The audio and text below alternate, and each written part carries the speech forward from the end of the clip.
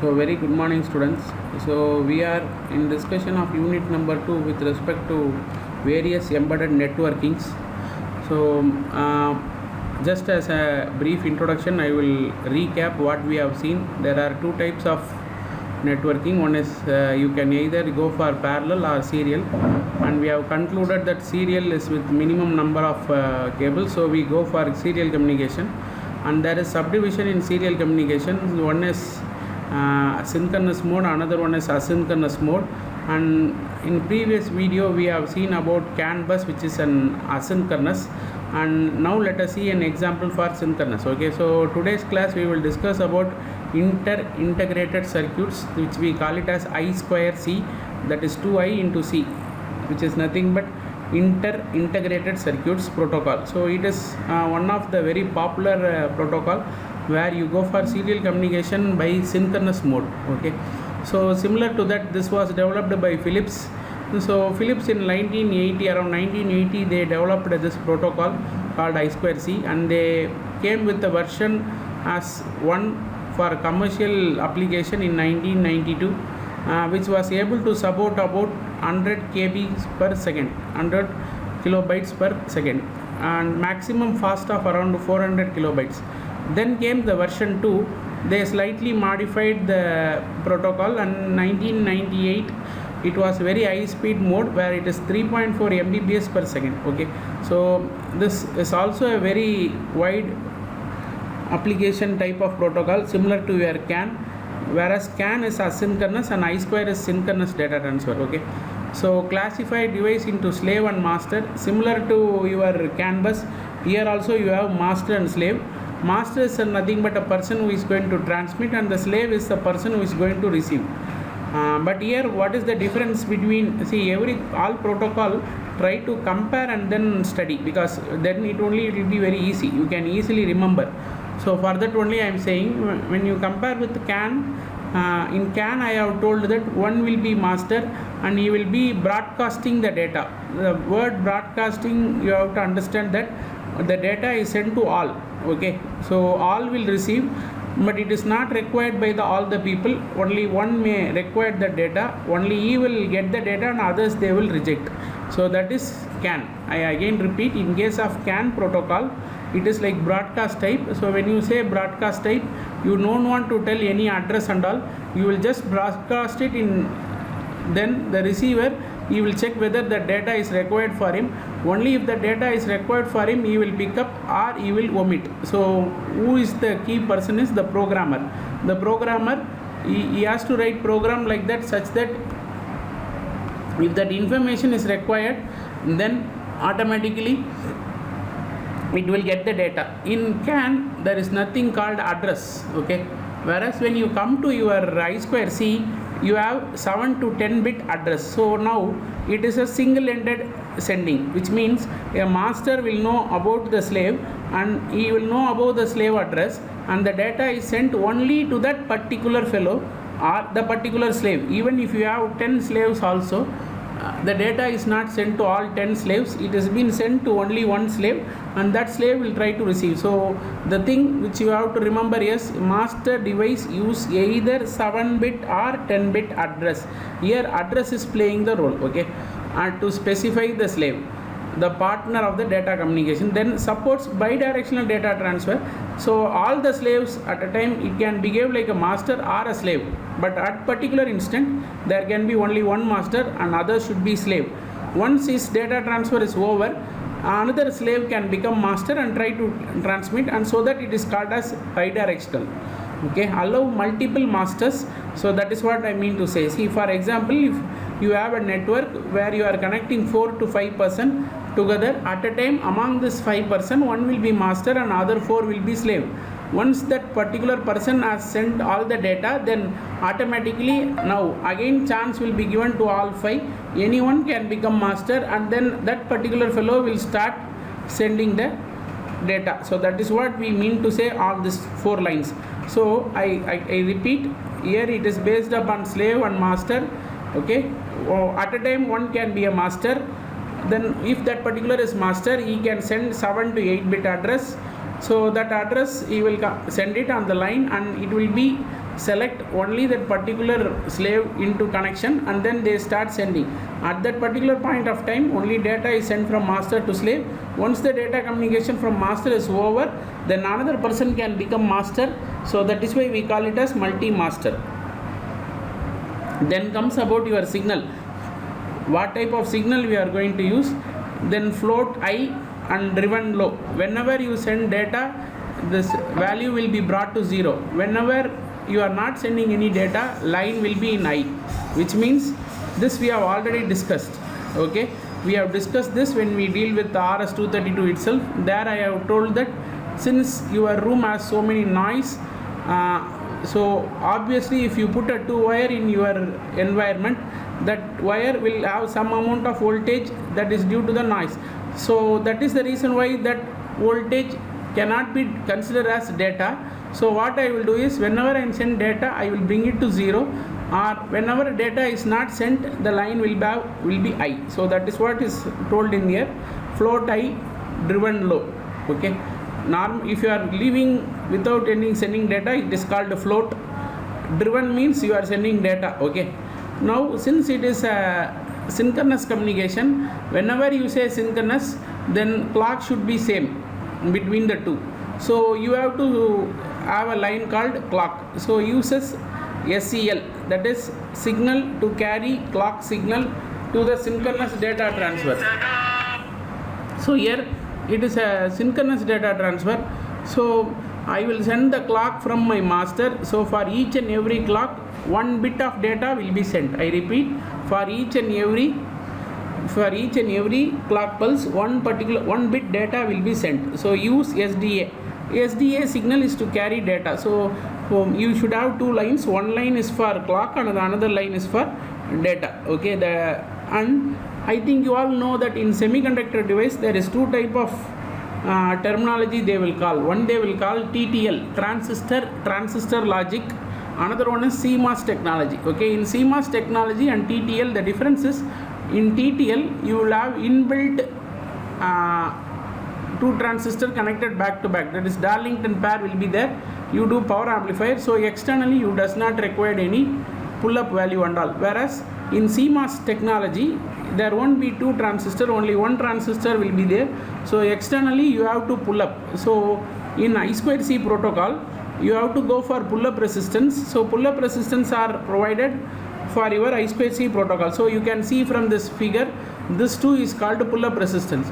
Pull up resistance is nothing but, see, SDA line you have and SCL line you have. So now assume this device to be master and this device to be slave. So if this device is master, you can see here the data when you are supporting giving to the line via this transistor is a single transistor. So when it is a single transistor, it is nothing but working in CMOS. So there is no inbuilt power amplifier. If there is no inbuilt power amplifier, so whatever I send here, I put a pull up resistance and connect it to VDD. So this is like a working like an amplifier for your setup. And if the IC which you are getting is directly saying that it is compatible with the TTL logic, then you don't want to go for this pull up. Otherwise same. Okay, so clock out and clock in. Clock in you have connected with the diode stating that that clock is being brought in. Why you want to have clock out or clock in? Clock out when you are working as a master, clock in when you are working as a slave. So this diagram, I think you are clear now. So when I am this, assume that device 1 is master. If the device 1 is master, then the master will send the clock. So master is sending the clock via this transistor to the line. Similarly, master will send the data via this particular line. If the same device is working as a slave, let us assume this is working as a master, then automatically this line will get a clock from this particular device. So it will have to get in through this line called clock in. Okay, I have already told it is multi-master slave concept. So which means any device can become master or slave. Okay, so if you are connecting around 10 devices, at a particular time one device will be a master and that master will communicate to only one slave. That also you should be highlighting. That is, here data from one master is sent to only one slave, not for all. Only it can send the data to one slave. It is not like broadcasting method. Then, so whenever you say it is a synchronous data transfer, I should have a start bit, then I should have a stop bit, because I am sending in synchronous. So I have to tell when I am going to start. So I will just, after giving all my address and identifying who is my slave and all, then my task is to start communicating. So start communicating starts from like stop bit and start bit. So let us see, stop bit is when clock goes I, and that duration, if data also goes I, then it's called stop. Again I repeat, since your room has a noise, when you want to stop only, I can go from 0 to 1. Start, I will not go from 0 to 1, I will go from 1 to 0. So you can see here, when you say start bit, you can see here, clock will be I, but data will be brought to 0. I am repeating, whenever you are going to send a data or when you are going to communicate, I will only communicate with the active low, because then only I can say it is sending or it is getting ready. So that is why I repeat, you kindly note down, when you go for starting the data transfer in I2C, your clock should be I. This is we all know, only we work based upon clock. Without clock you cannot say synchronous data transfer. And you are drawing, and again why you should know why you are drawing slope line here. Sir, you are saying clock will be a proper rectangle. Why you are having this slope is, that is nothing but slew rate. Slew rate is rate of change of something with respect to time, whether it is voltage or current. So that is why we are just drawing like a slope line, but it is a straight line only. Okay, so now you can see here, when there is a clock is there, and if the data is line is been brought to 0, then it is understood it is start. Then you will send the data. After sending all the data, I have to again tell about stop. So stop is, it is a reverse of start. Okay, now how you are going to send data is very clear. For each and every clock you will send either 1 or 0. So if you send 0, it is 1. If you send 1, it is 0, because we work on reverse. Okay, so you can see here, for every clock pulse they are giving, it can be either 1 or 0. So, okay, so transition will be there. So once the clock is removed, again this line will not come to 0 at that instant. It will take some time to reach your minimum value. Okay, the represent the transfer of 8 bit of information. So you can see here 1 2 3 4 5 6 7 8. So for 8 clock pulse I have sent 8 data. So assume now what will be the speed. If the clock is at megahertz, I am sending megahertz data at particular speed. So megabits of data per second. That is why we say it as MKBS. Okay, then data on SDA line is connected valid only when SCL signal is high. Only if the clock is there I can send the data. If clock is not there, I cannot send. When the signal is low, data is allowed to change. The 8-bit data may be control code, address or data. Here whatever is on the data line is, all the 3 options is there. Either I am going to control the device, or I am sending the data, or sending the address. Next comes your acknowledgement. So in this acknowledgement, okay, which is called SDA, it is an additional line which is normally not in use. If you want, you can use this line. Okay, this is the third line for communication. In some case, for each and every data sending through the line, I should need acknowledgement. Okay, there are some application where each and every data transfer has to be acknowledged, because it might be in, like whenever you say like aerospace, where everything is acknowledgement is required. So data transfer needs to be acknowledged either positively or negatively. A device acknowledge a byte received positively. This again I am saying this is optional. This is used when for some application where you need it. Okay, otherwise we use only by two lines. Then let us move on to addressing methods. So I2C protocol allows master device to use either 7-bit or 8-bit. I think you all know why there is a 2 different bits, 7-bit or 10-bit is when number of devices on the network increases, I move to 8-bit. If the number of bit is less, already if it's 7 means 2 to the power 7 device can be connected. If you are going beyond that one, then you will go for 10-bit address. Okay, so normally what bit will be used is only 7-bit address will be used. So 7-bit address uses upper 7 bit of the address byte for the address and the significant bit to specify the data transfer, the format is shown. So if you have this 7 bit, so it will start from A0 to A6, and last one is RWD. This we all know. Read or write. Why you want to have this read or write? Again I will say there is n devices. Let us assume 2 devices or 3 devices. If this 3 devices there, one is master. Okay. If the master is want to get the data from a particular fellow, then master will send the address. Otherwise, even master want to receive the address. In that case, it is write. Otherwise, it is read. If I am communicating, then it will be read. If I want the data from a person, then it is write. So to identify whether it is forward or reverse direction of data flow, you tell it as read or write. Again I repeat, here communication is between two. I told between two, slave can also communicate to master, master can also communicate to slave. Only thing is who is providing the clock. If one is providing clock to other, who is providing clock will become master, who is receiving the clock will become slave. I repeat, in I2C we go for master slave configuration. At a time in I2C protocol, only one fellow can communicate with a particular person, and that communication can be bidirectional, which means master can send the data or master can receive the data. So if it receives the data, it is write operation. If it is sending the data, it is read operation. So here we have shown for 7 bit.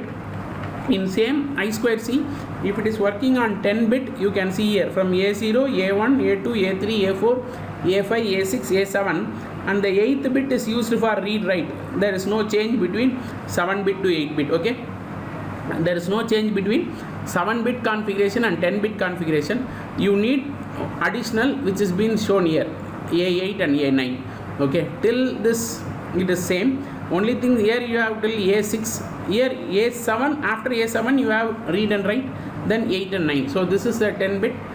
Why they are showing 110 here is all that are omitted, that is not considered with respect to address. Okay, now let us go for data transfer format. So how we are going to transfer the data? Okay, so first what I have to say, I have to say start condition. I have told how you will say start condition. When I am saying start condition, automatically all other devices connected on the network will become like a slave, and you will wait which slave is being selected. So a person, if he sends start bit, automatically that fellow will become like a master. Okay, once he will become master, all other fellow will become slave, and all other fellow will wait whether what address is being sent from that particular master. So all this knowledge who should have? Programmer should know. So programmer, first what he will do, he will send the start bit via I2C protocol, via the data lines. It will have clock as well as data lines. It will send the start bit. Once a particular I2C protocol inbuilt microcontroller has sent the start bit, that microcontroller will become master. All other microcontrollers which is capable of working in I2C and which are connected will behave like a slave, and all slaves will wait for the selection of the slave by the master. Okay, then the person who behave like a master will send an address, slave address. So here I told each and every fellow has an unique address. For example, in a class I am coming and taking embedded system, and let us assume the class 10th is 5. You all have a register number. So if I am not knowing the name of your name, I can even call by register number saying 1, 2, 3, 4, 5. So how this is being identified? Because the register number 1 is always register number 1. His number will not change till he complete the course. Starting from first year to final year, he will have the same number. So similarly here also, each and every device connected in I2C protocol. For example, you have 10 devices. All the 10 devices will have an unique address. Now, which master is giving the start bit will tell the address of the particular slave which he want to communicate. So here he will tell the slave address. Now okay, now what is being finalized? Who is master is being finalized, who is slave is being finalized. Now I will tell whether I am going to send the data or receive the data. If it is sending, or receiving, that is being identified by the either read or write. If master is sending a data to a particular slave, that is called write. If the master is getting the data from the slave, it is called read. When you want to write, make the signal as low. When you want to read, make this bit as a 1. Then automatically now this is being sent in the 2 wire. I think you all know 2 wires is there, one is for clock and one other for data.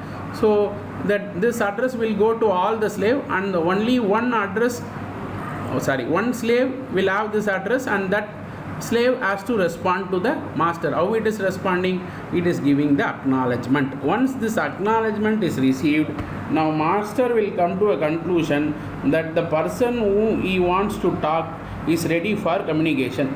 Once if he is ready for communication, then whether it is write or read, the data will be sent from master or data will be received by the master. Once the data is received, again I will send acknowledgement. Then this again sending data, and the process repeat until all the data is transferred. See, I can send block by block data. I have sent one block data, second block data, then I will go till acknowledgement. Acknowledgement is again 1, sending 1. If the acknowledgement is sent 0, automatically it is understood. That's all. The connection we are going to disable, or we are going to disconnect from both. Then your disconnection will take place, and then you will send the stop bit. Once the stop bit is sent, now line is free. Any other person can become master. Okay, any other person can become master. So I repeat, it starts from start bit. When a particular microcontroller in a group, assume the group you have 10 person. When there is a 10 person in the group, at a time among the 10 person, any one person, what he can do? He can go for communication. So when he wants to go for communication, he will send the start bit. Once this fellow has sent the start bit, then it is all other fellow will be waiting for the address from that particular person, and the person will send an address. This address will be compared with all, and only for one particular controller this address will match, and that address, that fellow will become as a slave. Okay, now the communication is between the two, which has been finalized. Now again the master will tell whether I am going to get the data from you or I am going to send the data to you. So based upon that, we will cite it as read or write. Then comes your, I have told you that I am going to write, or I have told you that I am going to get the data. Then you have to give me acknowledgement stating that I am going to respond. Okay, once this acknowledgement is given, data transfer will start. So data transfer will continue, and then finally, after receiving all, I will send a negative acknowledgement. Then it is understood the data transfer is over. I will go for stop bit and I will come out.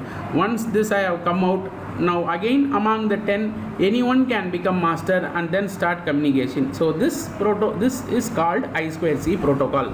I think you all clear what is I2C protocol. I2C protocol, just I will brief in 2 words. I2C protocol, first one is they go for synchronous data transfer. So if it is synchronous data transfer, clock should be there. Okay, the first point you have to remember. Then second point is all can become master, but at a time only one person can be master. All is slave, but only one slave will communicate. That slave is communicating because of selection of master. So master can select any one as a slave. Once this is selected is done, they will have a data transfer, then they will terminate, and then they will go for again anyone to become master. Now let us go with I2C frequency divider register. Each and every controller by the manufacturer itself has an inbuilt register. So this register, why this I2 you need this register is all the microcontroller will not work at same speed, they will work at different speed. But for a synchronous communication, we say the speed should be same, which means I will identify what is the speed of the particular fellow and then try to change my clock. So clock pulse with change. So to do this, I should have some register. So that register will take care of this. So initially I have to get the data from my slave. See here, you can see here.